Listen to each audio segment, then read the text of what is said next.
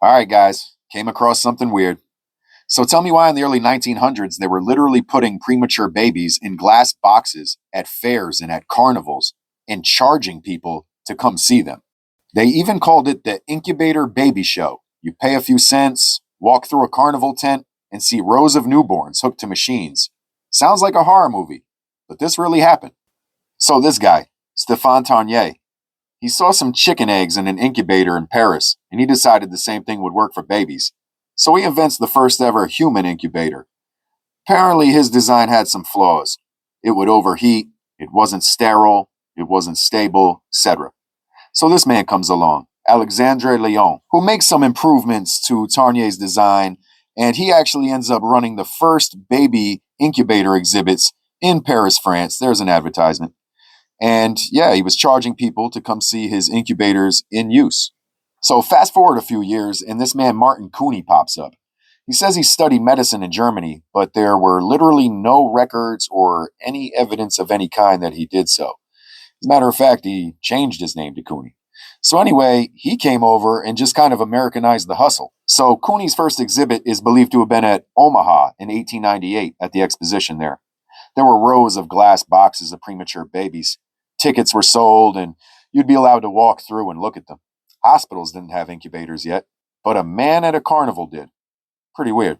Then comes Dreamland, Coney Island, where Cooney ran exhibits from 1904 to 1911. People would line up by the thousands and pay dime to see struggling newborns inside these machines. It became the hottest attraction on the boardwalk. And just as its popularity peaked, boom, the Dreamland fire. Opening day, 1911. Supposedly a worker spilled hot tar on a ride called Hell's Gate, convenient, and the whole park burns down. Everything was damaged. Most of the structures were gone. Everything was, except for the babies somehow. Take a look at these pictures I dug up. Boy, that tar sure created some fire, huh? And here's where it gets even sketchier. The incubator craze phases out, just disappears after that. No more exhibits, no more records.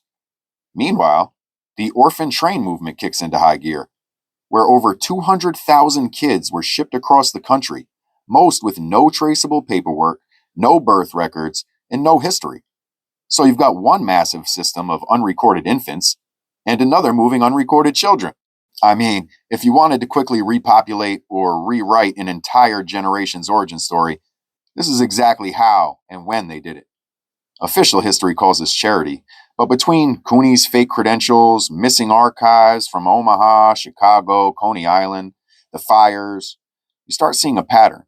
When the spotlight got too big, the evidence disappeared.